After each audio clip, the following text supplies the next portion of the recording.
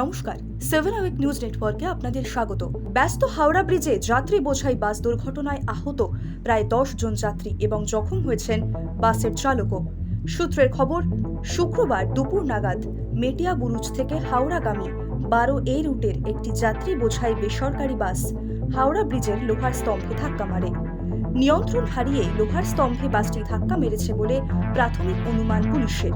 তবে ঠিক কিভাবে এই ভয়াবহ দুর্ঘটনাটি ঘটল তার কারণ এখনো স্পষ্ট নয়।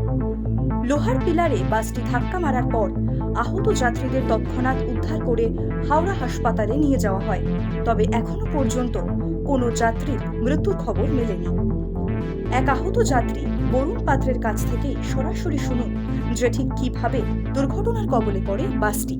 বাসটা হাওড়া একবারে ঢোকার মুখে গিয়ে বাঁদিকে ব্রেক ফেল করে গেছে, চলেছে একদম বাঁদিকে গিয়ে বেতে মারলো রেলিং। একদম আমি বালি থেকে এসেছি, আমি কলকাতা থেকে ফিরছিলাম। হ্যাঁ হ্যাঁ হ্যাঁ, একবারে হাওড়া ব্রিজের শেষ মাথায় একবারে স্ট্যান্ডে ঢোকার আগেটাই পিলারে মেরেছে বাস দিয়ে।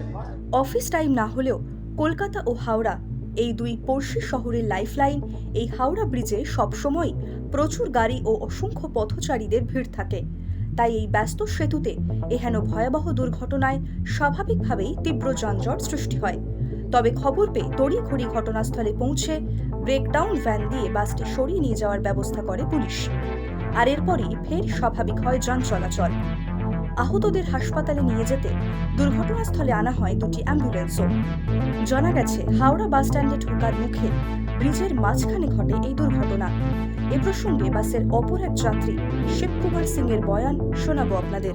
বাসে ঠিক আমরা চলে এসেছি 12A বাস থেকে, হঠাৎ দেখলাম কি ব্রিজের একদম মধ্যিখানে এসে গাড়িটা বাঁ দিকে টেনে ওই হাওড়ার ব্রিজের যে খাম্বাটা তাতে মারার পরই অ্যাক্সিডেন্ট। সব মোটামুটি 15 জন তো হবেই, হ্যাঁ 10-15 জন আছে। 20-25 জন ছিল। আমরা এসেছিলাম ফতেপুর থেকে।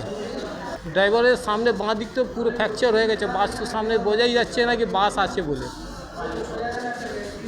হেভি 12A, এটা মেটিয়াবুরুজ টু হাওড়া। সপ্তাহের এক কাজের দিনে হাওড়া ব্রিজের মতো এক ব্যস্ত সেতুর ওপর এহেন ভয়ানক দুর্ঘটনায় আচমকাই সাময়িকভাবে যেন গতি হারিয়ে ফেলে কলকাতা ও হাওড়ার মধ্যবর্তী এই গুরুত্বপূর্ণ লাইফলাইন। হাওড়া থেকে রাজু ছাইর রিপোর্ট, 7 আওয়ার নিউজ নেটওয়ার্ক। আরও বিভিন্ন খবরের আপডেট জানতে হলে 7 আওয়ার নিউজ চ্যানেলটিকে সাবস্ক্রাইব করতে ভুলবেন না, কারণ আপনাদের একটা সাবস্ক্রিপশন আমাদের কাছে অত্যন্ত মূল্যবান। জয় হিন্দ।